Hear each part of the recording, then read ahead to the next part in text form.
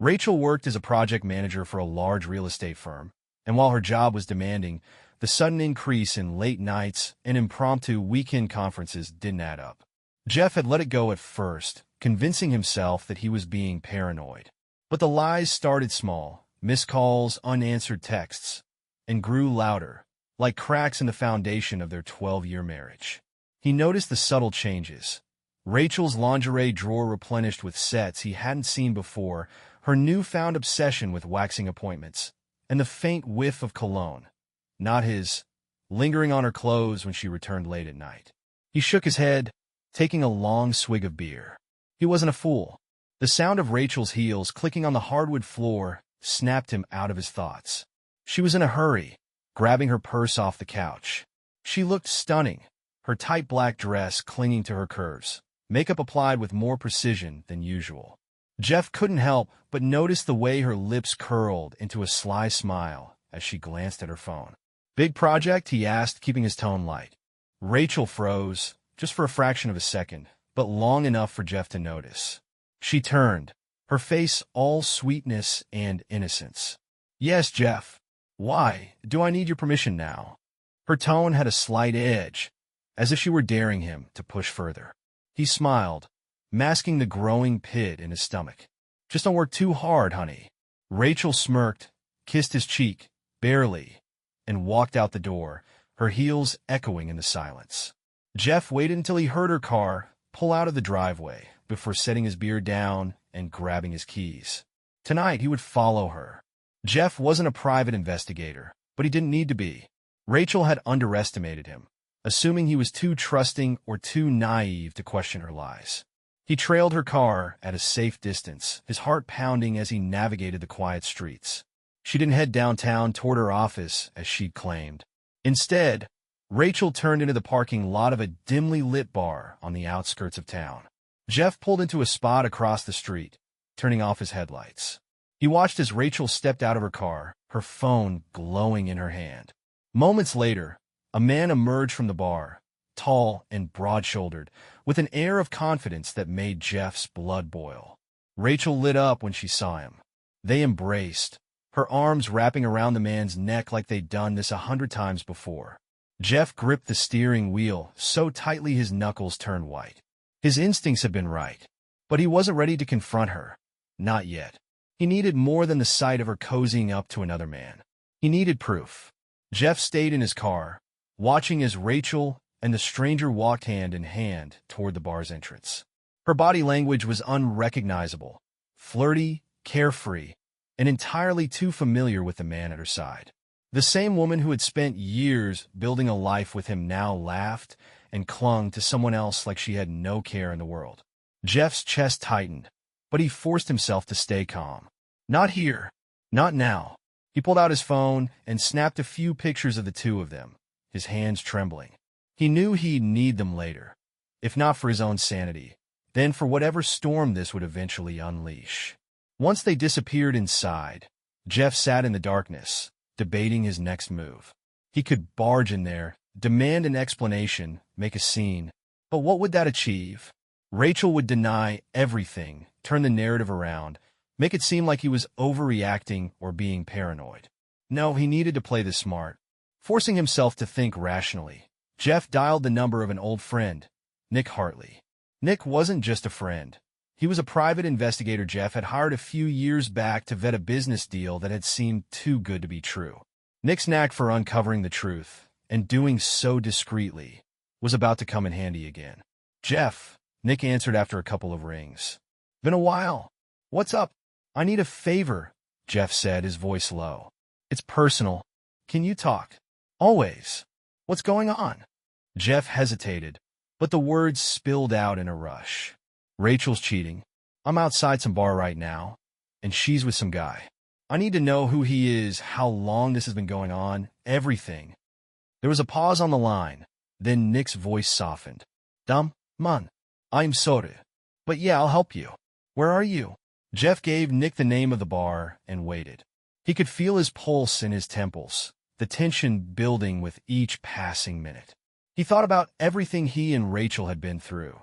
The fights, the laughter, the dreams they'd shared. How much of it had been real? How much of it was a lie?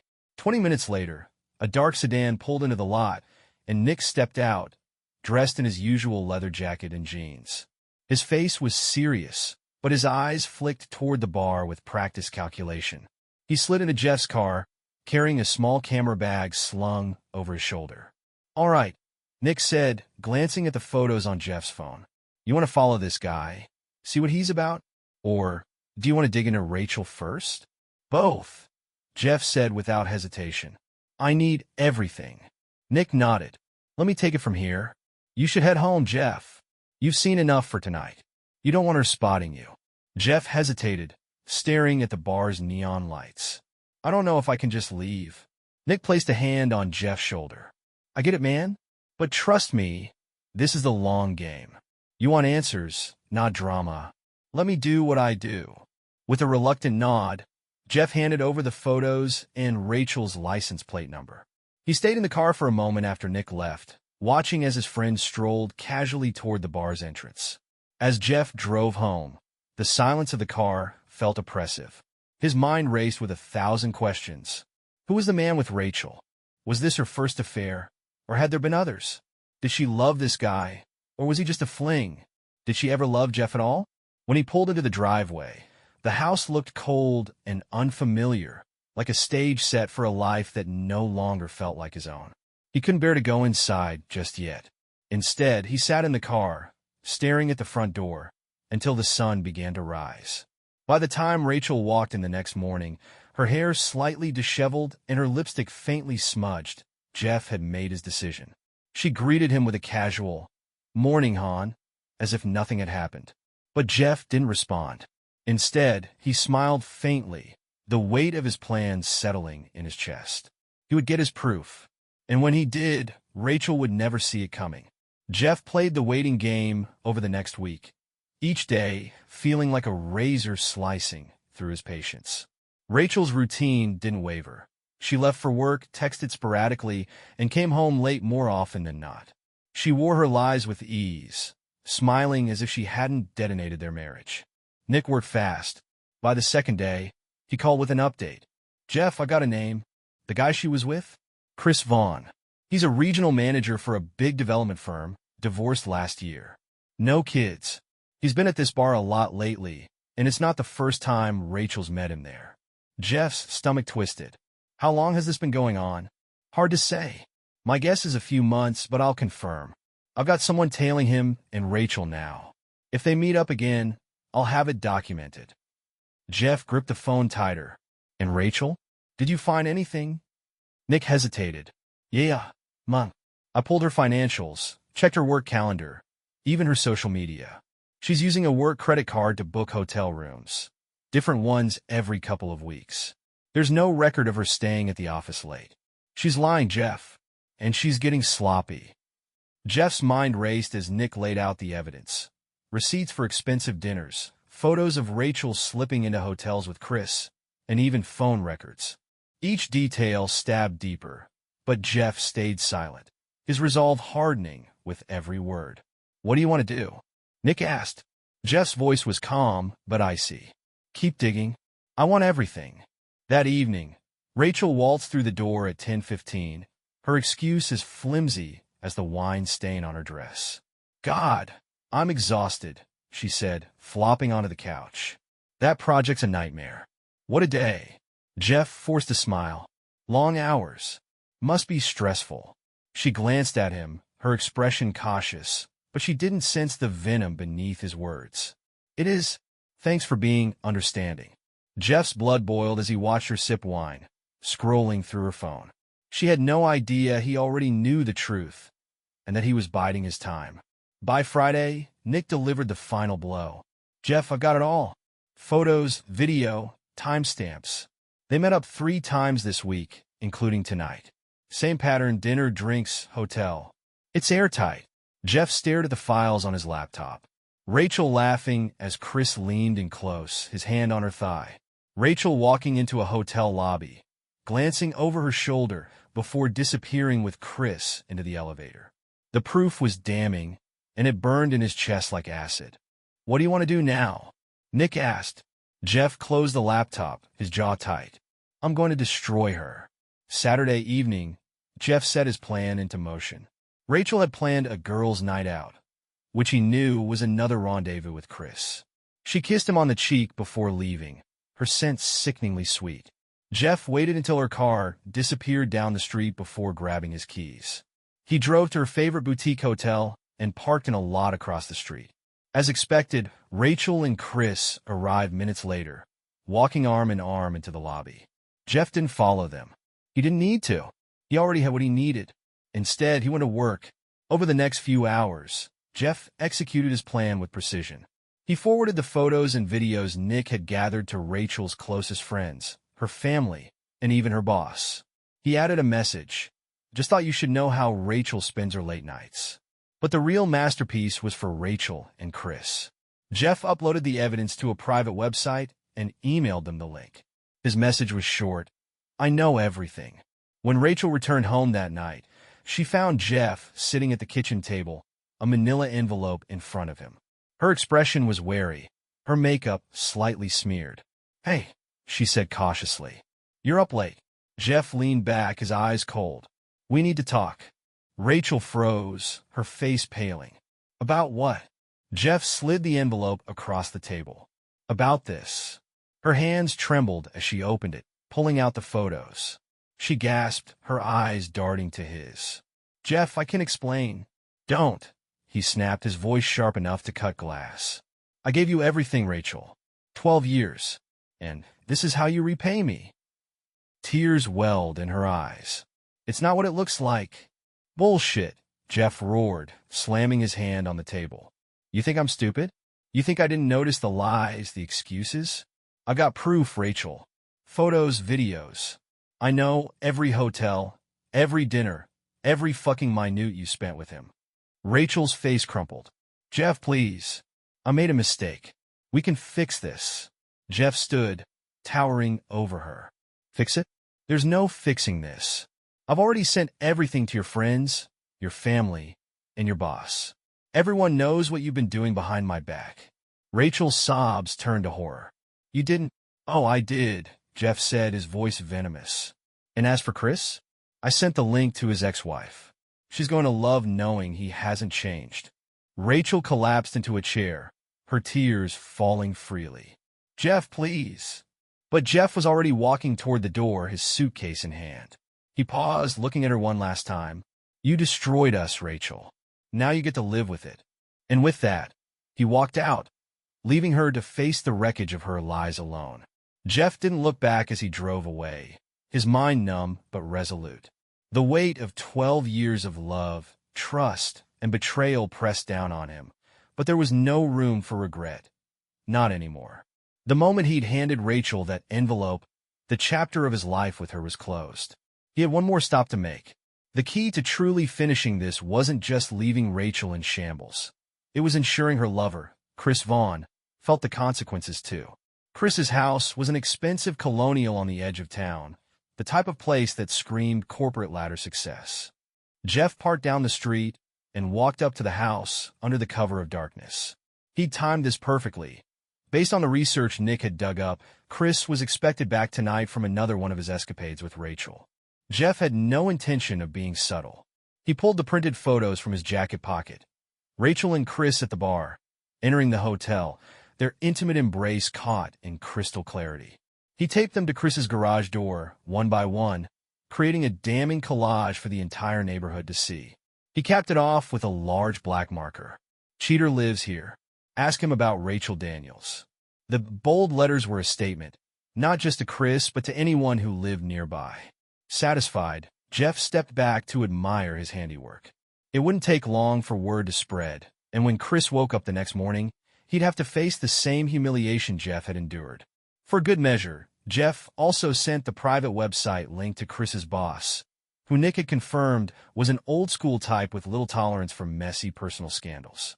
With Chris's job potentially on the line, the fallout would be devastating. The next morning, Jeff woke up in a small motel room on the outskirts of town, the cold air from the AC unit stinging his face. He didn't sleep much, but he didn't care. He scrolled through his phone, checking for any updates. His email and text messages were already lighting up.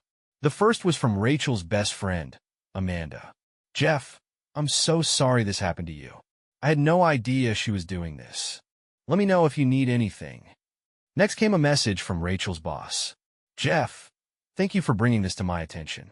While I won't comment on her personal life, her behavior reflects poorly on the company. I'll be addressing it directly." Finally, there was a message from Nick. "Chris's place was lit up like a Christmas tree this morning. Neighbors were taking pictures. Guy's probably shitting bricks. Well played." Jeff smirked grimly, feeling a flicker of satisfaction. It wasn't much, but it was a start. Rachel called him later that afternoon, her voice shaky and desperate. He let it go to voicemail, but her words were all too predictable. "Jeff, please, I don't know why you're doing this. We can fix this. I'll go to therapy, I'll quit my job, whatever you want. Just call me back." Jeff deleted the message without hesitation. He had no interest in her apologies or promises. This wasn't about reconciliation.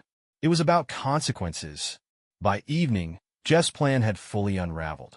Rachel's social circle was in chaos, with half of her friends ghosting her and the other half expressing outrage at her betrayal. Meanwhile, Chris had reportedly taken down the photos from his garage, but the damage was already done. His ex-wife had posted a scathing rant on social media, dragging his name through the mud and thanking Jeff for exposing him. As for Rachel's career, Nick confirmed that she was on leave, likely a polite term for being suspended while her company decided what to do with her. A week later, Jeff stood outside his lawyer's office, the divorce papers in his hand. He had ensured the terms were airtight. Rachel would get nothing more than what the law required. There would be no alimony, no second chances, no leverage for her to crawl back into his life. As he signed the documents, he felt a strange sense of calm. The rage that had consumed him for weeks had finally burned itself out, leaving behind a quiet resolve. Rachel had betrayed him in the worst way, but she hadn't broken him. He walked out of the lawyer's office into the bright afternoon sunlight, a new chapter of his life waiting ahead. And for the first time in months, Jeff allowed himself to smile. Jeff drove aimlessly for a while, the divorce papers safely tucked in the glove compartment of his truck. The air felt lighter now, the oppressive weight of Rachel's lies finally lifted. But a quiet sense of unfinished business still lingered in the back of his mind. He'd burned her life down, yes, but was it enough? The pain she had inflicted ran deep, and some part of him still yearned for closure. One final act to truly cement her downfall. His phone buzzed in the cup holder. Nick's name lit up the screen. "You're not going to believe this," Nick said when Jeff answered. "Rachel's been trying to do damage control. She called me." Jeff's brows shot up. "She called you?" "Yeah. She must have dug through your contacts and figured I was involved. She wanted to know how much I had on her, and if I could delete it." Nick chuckled dryly. "Obviously, I told her no." Jeff shook his head, a bitter laugh escaping him. "She's really desperate, huh?" "Oh, it gets better," Nick said, his tone laced with amusement. "She's been trying to reach Chris too, but guess what? He's ghosting her. Word is his boss is pissed about the scandal, and his ex-wife is suing him for back child support. He's got his own mess to clean up." Jeff leaned back in his seat, a grim satisfaction washing over him. "Good. Let him rot." Nick paused, then lowered his voice. "Listen, Jeff, you've done your part. You've exposed the truth. Don't let this eat you alive, man. Move on before it consumes you." Jeff nodded, even though Nick couldn't see him. "I hear you." That night, Jeff sat alone in his motel room, nursing a whiskey and staring at the glow of his laptop. The private website he'd created to expose Rachel and Chris was still active, and the traffic had exploded since he'd sent the link to her social circle. Comments poured in, friends, co-workers, even strangers chiming in with their disgust and shock. One comment, however, caught his attention. It was from Rachel herself. "Jeff, I know you're reading this. Please, let's talk. I made a mistake, but we can fix this. Don't throw everything away." He stared at her words, the audacity of her plea igniting a slow burn in his chest. Fix this? There was no fixing what she had done. But maybe, just maybe, he could offer her one last taste of the humiliation she had so carelessly inflicted on him. 2 days later, Rachel's world collapsed further. She received a notice from her company terminating her employment due to behavior unbecoming of a company representative. The blow was devastating.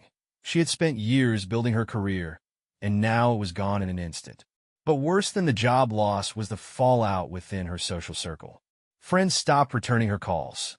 Family members avoided her. Even her mother, always her staunchest defender, told her she was disappointed. Then came the final nail in the coffin, a delivery to Rachel's doorstep. It was a package, wrapped neatly in brown paper with no return address. Inside, she found a printed copy of the website Jeff had created, along with a short handwritten note. "Congratulations.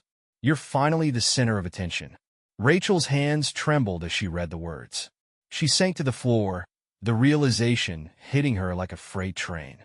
Jeff wasn't just angry. He was done. Completely, irrevocably done. Jeff, meanwhile, was settling into his new life.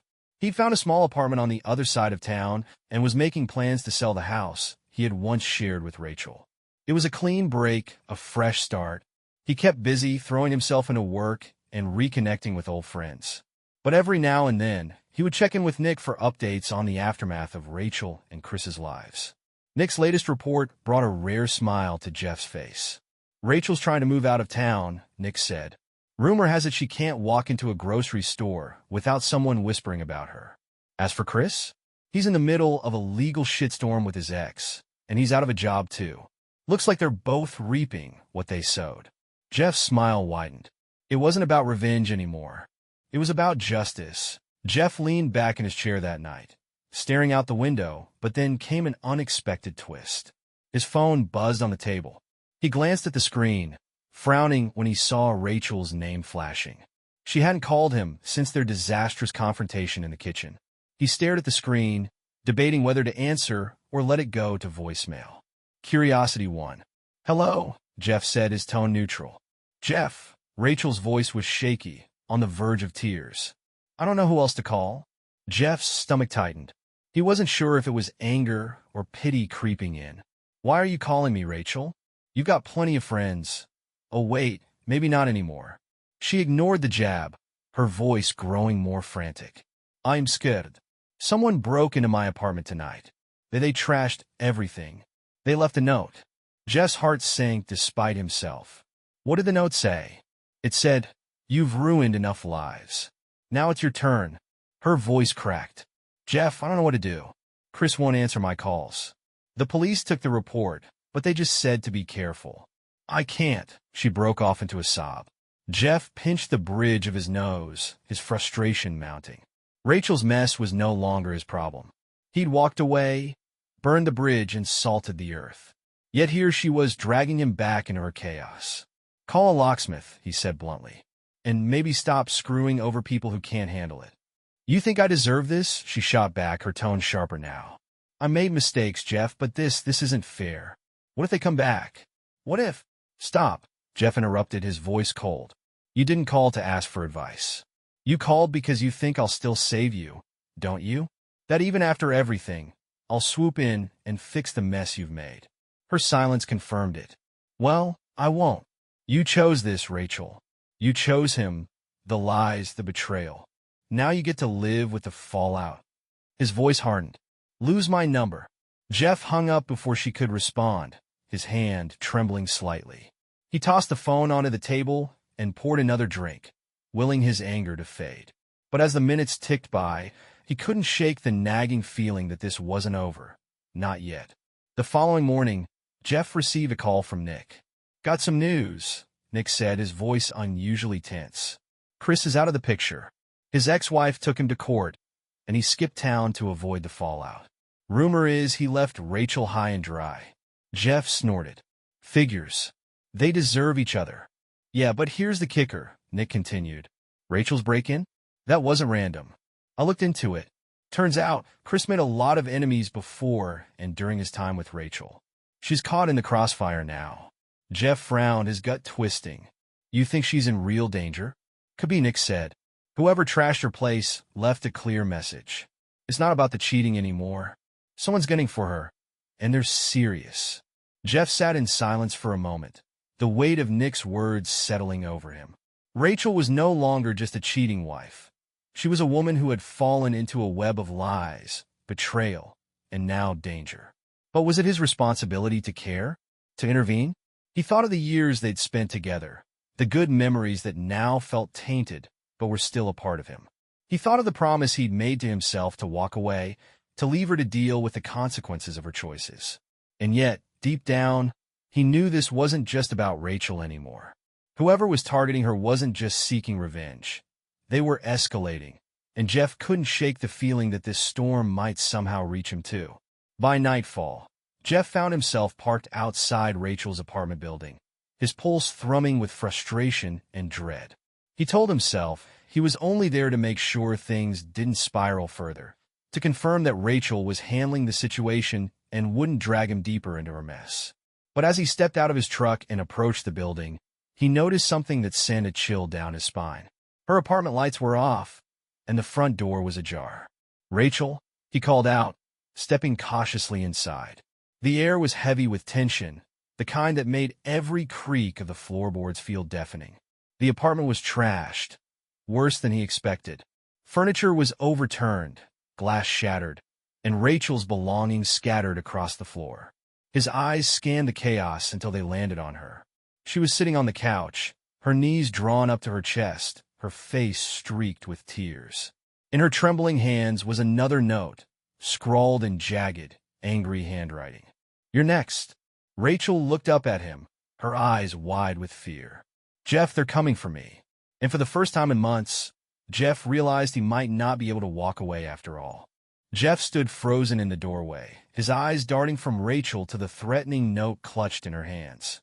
The room reeked of alcohol and desperation, Rachel's makeup smudged, and her once pristine black dress torn at the hem. The woman before him was barely a shadow of the confident, deceitful partner he had confronted just weeks ago. "What the hell happened?" Jeff asked, his voice low but urgent. Rachel shook her head, her lip trembling. "I don't know," she whispered. "I was in the bedroom when I heard the crash. They didn't come in, but they left that." She held up the note, her hands shaking so badly the paper fluttered like a leaf. Jeff's eyes narrowed as he scanned the room. The damage wasn't just random vandalism, it was calculated. The furniture wasn't just overturned, it was smashed. The word liar was scratched deep into the surface of her dining table. Someone wanted her to feel exposed, hunted, vulnerable. Jeff felt a pang of pity despite himself. "Did you call the cops?" Rachel nodded weakly. "They came and looked around, but they didn't care. Said it's probably just someone messing with me, maybe a disgruntled client from work." "Bullshit," Jeff muttered. "This isn't some prank, Rachel. Someone's targeting you." Her eyes welled with tears. "Why are you even here, Jeff? I thought you hated me." He stared at her for a long moment, weighing his next words. "I came to make sure you weren't dragging me into another mess. Looks like you already did." Her face crumpled. "I didn't mean to." "Save it," he snapped, cutting her off. "You lied to me for months, Rachel. You made your choices. But this," he gestured to the wrecked apartment, "this is bigger than your stupid affair. You pissed off the wrong person." Rachel sniffled, clutching her knees tighter. "What do I do?" Jeff sighed, running a hand through his hair. He wanted to walk away, to leave her to deal with the storm she'd created. But something gnawed at him, a mix of lingering responsibility and the undeniable sense that whoever was after Rachel wasn't finished. "You stay somewhere else tonight," he said finally. "Pack a bag. I'll take you to a motel." Rachel blinked, surprised. "You're helping me?" "Don't read into it," he said sharply. "This isn't about us. It's about survival. And right now, you're not safe here." Within an hour, Jeff had Rachel packed and sitting in his truck. She was quieter than he'd ever seen her, her usual sharp tongue replaced with cautious glances and whispered apologies that he ignored. He drove her to a rundown motel on the edge of town, paying cash for a room under a fake name. The place smelled of mildew and cigarette smoke, but it had a deadbolt, and no one would think to look for her there. Rachel stood awkwardly by the bed as Jeff set her bag down. "Thank you," she said softly, her voice almost breaking. "I didn't think you'd—" "Don't thank me," Jeff said, cutting her off. You're not off the hook, Rachel. Not with me, and not with whoever's after you. This is temporary. You need to figure out who you've pissed off before they escalate. Her eyes darted to the floor. I don't know who it could be. You've got enemies, Rachel, Jeff said bluntly. Start thinking. Chris's ex-wife? Someone you screwed over at work? Hell, even Chris himself? He left you holding the bag, didn't he? Rachel flinched at his words. I didn't know he was such a coward, she murmured. He promised me. Stop, Jeff said sharply. I don't care about your promises. I need answers. Who would go this far to send a message? She hesitated, biting her lip. Maybe it's someone from Chris's past, she admitted. He always had this way of charming people, but it didn't last. There were women, Jeff, angry ones, and a business partner he screwed over before we started seeing each other. Jeff rubbed his temples, his frustration mounting. Unbelievable. So you're caught in the middle of his mess now, too. Rachel's voice cracked. I didn't know. Save it, Jeff said, already turning toward the door. You stay here, keep your head down. I'll figure out what I can. Jeff, Rachel's voice stopped him as he reached for the doorknob. He turned, his eyes cold. What? She opened her mouth, then hesitated. Just be careful. Jeff's jaw tightened. I'll worry about that. You worry about staying alive. The next day, Jeff called Nick, filling him in on everything he'd seen and learned. Nick's response was immediate. I'll dig into Chris's history, see who might have a grudge big enough to come after Rachel. Do it fast, Jeff said. This isn't over. Nick didn't disappoint. Within hours, he called back with a lead. Got something, he said. Chris's old business partner, a guy named Victor Steele. They ran a real estate scam a few years ago, left a bunch of people high and dry. Chris walked away clean, but Victor took the fall. Did 2 years in prison. Jeff's blood ran cold. And now he's out? Yeah, Nick confirmed. Released last month. Guess who was the first person he tried to track down? Chris, Jeff muttered. Bingo, Nick said. But when Chris bailed, it looks like Victor set his sights on Rachel. Probably sees her as collateral damage or a loose end. Jeff's grip on the phone tightened. Where can I find this guy? Nick hesitated. Jeff, be smart. You're not a cop. Let me handle this. No, Jeff said firmly. This ends now. Send me what you've got. After a moment, Nick sighed. Phoenix, but you'd better not do anything stupid. Jeff hung up and stared out the window of his apartment, the weight of the situation settling over him. He wasn't doing this for Rachel. Not entirely. This was about taking back control, about making sure no one else would dictate how his life unfolded. Victor Steele had made a mistake targeting Rachel. Now it was Jeff's turn to send a message. Jeff spent the next hour reviewing the information Nick had sent. Victor Steele's photo stared back at him. A wiry man in his late 40s with sunken eyes and a permanent scowl etched into his face. His criminal record was extensive: fraud, assault, and a handful of restraining orders. The man was dangerous, and from what Jeff could tell, he wasn't the type to leave loose ends. Victor was staying in a cheap, run-down motel on the outskirts of town. It wasn't far from where Jeff had left Rachel. That realization made Jeff's chest tighten. This wasn't just a vendetta Victor was closing in. Jeff loaded a crowbar into the truck bed. He wasn't a violent man, but something about the past few weeks had awakened a primal instinct in him. A need to protect, to end the chaos once and for all. He grabbed his phone and sent a quick text to Nick, heading to Victor's. If I don't check in by midnight, you know where to find me. The motel was exactly as Jeff imagined. Dingy, dimly lit, and reeking of mildew. He parked across the street and watched the room Nick had identified, room 107. The curtains were drawn, but the faint glow of a TV flickered inside. Victor was home. Jeff's heart pounded as he crossed the parking lot, his boots crunching on the gravel. He stopped just outside the door, his breath fogging in the cool night air. This was it. No turning back. He knocked hard 3 times. The TV went silent.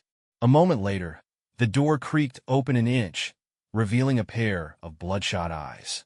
Who the hell are you? Victor growled. Jeff shoved the door open before Victor could react, forcing him to stumble back. We need to talk. Victor glared, rubbing his shoulder where the door had hit him. You've got 5 seconds to get the fuck out before I... Jeff stepped forward, his voice low and menacing. Before you what? Trash another apartment? Leave another death threat? You think I'm scared of you? Victor's eyes narrowed, but Jeff caught the flicker of recognition. You're the husband, Victor said, a smirk forming on his face. Rachel's little lapdog. Jeff's fist connected with Victor's jaw before he even realized he'd moved. Victor stumbled back, crashing into a chair. Wrong, Jeff growled. I'm the guy who's about to make sure you never go near her, or anyone else again. Victor spat blood onto the carpet, his smirk now replaced with a snarl. You've got balls, I'll give you that. But you don't know who you're messing with. I know exactly who you are, Jeff said, his voice steady. A con artist who blames everyone else for his failures. Chris used you, didn't he? Left you to rot in prison while he got off scot-free. And now you're taking it out on Rachel. Victor laughed bitterly, wiping his mouth. She's not innocent, pal. She knew exactly who Chris was. Played along, probably thought she could make a quick buck. Don't act like she's some victim. Jeff's jaw clenched, but he didn't take the bait. She made mistakes, sure. But this? Death threats? Break-ins? That's on you. And I'm here to tell you it stops now. Victor stood, his hands raised mockingly. Or what? You gonna call the cops? Go ahead. I'll be out in a week. Jeff took a step closer, his voice dropping to a lethal whisper. You come near Rachel again, and I won't bother with the cops. Do you understand me? Victor stared at him, the weight of Jeff's words sinking in. For the first time, a flicker of uncertainty crossed his face. You're serious. Dead serious, Jeff said. You want Chris? Fine. Go find him. But Rachel's off limits. If I hear you so much as breathe in her direction, I'll end this myself. The room fell silent, the air thick with tension. Finally, Victor nodded slowly. All right, he said, his voice low. Message received. Jeff held his gaze for a moment longer before turning and walking out. His hands trembled as he climbed back into his truck, but he forced himself to breathe. It was over. At least he hoped it was. Back at the motel, Rachel was pacing the room when Jeff returned. Her face lit up when she saw him, but her relief quickly turned to concern. What happened? She asked. You look. Victor's not going to bother you anymore, Jeff said, cutting her off. He didn't elaborate, and Rachel didn't press him. Instead, she sat down on the edge of the bed, her shoulders sagging with exhaustion. Thank you, she said quietly. I don't deserve it, but thank you. Jeff nodded, his expression unreadable. Get some rest, he said, heading for the door. You'll need it. Jeff, Rachel called after him. He paused, turning to face her. I know I can't fix what I did, but I'm sorry. For everything. Jeff stared at her for a long moment, his emotions warring inside him. Finally, he nodded. Take care of yourself, Rachel. He walked out without looking back, the weight of her apology lingering in the air. It wasn't forgiveness, not yet, but it was a start. The next morning, Jeff met Nick for coffee. His friend raised an eyebrow as Jeff slid into the booth. So, it's done, Jeff said simply. Victor's backing off. Nick studied him for a moment, then nodded. Good. Now you can move on. Jeff took a sip of his coffee, the tension finally beginning to fade. Yeah, he said softly. I think I can. Jeff sat back in the booth, staring out the window at the small-town hustle and bustle outside. The world felt a little quieter now, the chaos of the past weeks finally settling like dust after a storm. Yet, something in him still felt unfinished. Nick watched him carefully, sensing the shift in his mood. You don't look as relieved as you should, Nick said, leaning forward. What's eating at you? Jeff exhaled, running a hand through his hair. It's not just Rachel or Victor. It's everything. 12 years of marriage gone. My life's been flipped upside down, and I'm still sitting here trying to figure out how I let it get this bad. Nick shrugged, his tone blunt but not unkind. Because you loved her. That's why. Love makes us blind to a lot of things, Jeff. But hey, you woke up before it was too late. You fought back. Now, you got a chance to start over. Jeff mulled over Nick's words, swirling the coffee in his mug. Starting over feels like a punishment sometimes. Like I'm back at square one, trying to rebuild a life I thought I had figured out. Rebuilding's not a punishment, Nick said. It's an opportunity. You just gotta stop dragging all this dead weight with you. Rachel, Victor, Chris, they're done. Cut. Am loose for good. Live your life for you now. Jeff nodded slowly. Nick was right. Rachel's betrayal, Victor's threats, and Chris's cowardice. They were all chapters in a story he didn't need to keep rereading. It was time to close the book entirely. Over the next few weeks, Jeff made good on his promise to himself. He finalized the sale of the house he had shared with Rachel, packing up his belongings with a bittersweet mix of nostalgia and relief. He moved into a modest townhouse on the other side of town, choosing simplicity over memories tied to a broken past. Rachel reached out a few more times, mostly to thank him for stepping in when Victor escalated. But Jeff kept their conversations brief and distant, making it clear that there would be no reconciliation. For her part, Rachel seemed to accept it, though Jeff could sense the regret in her voice. Whether it was regret for losing him or for getting caught, he couldn't say, and he didn't care. Nick continued to check in, occasionally sharing updates on Victor's whereabouts. The man had moved on, apparently taking Jeff's warning seriously. Chris, on the other hand, had vanished entirely. No one knew where he'd gone, and Jeff had no interest in finding out. One day, while unpacking a box of old photos, Jeff came across a picture from the early days of his marriage. He and Rachel were sitting on a beach, her head resting on his shoulder as they smiled at the camera. He stared at it for a long time before slipping it into the trash. That chapter was over.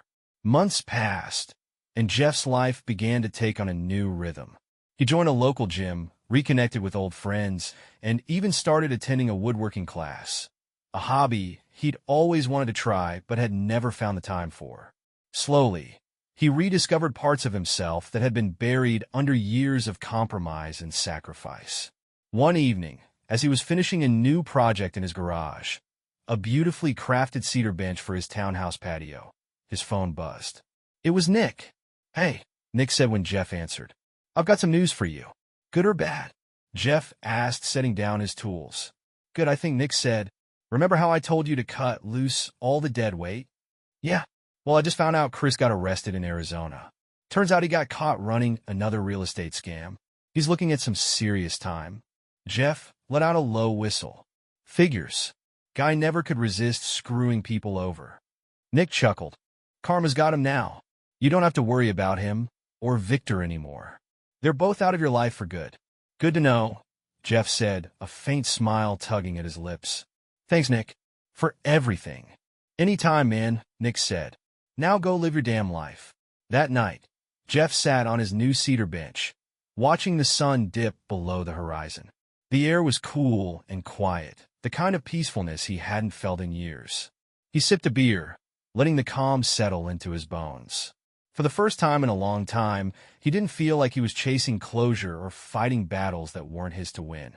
He wasn't haunted by Rachel's lies, Victor's threats, or Chris's betrayal. They were all just distant echoes now, fading into the background of a life he was rebuilding on his own terms. Jeff smiled to himself, tipping his beer toward the sunset. He was finally free.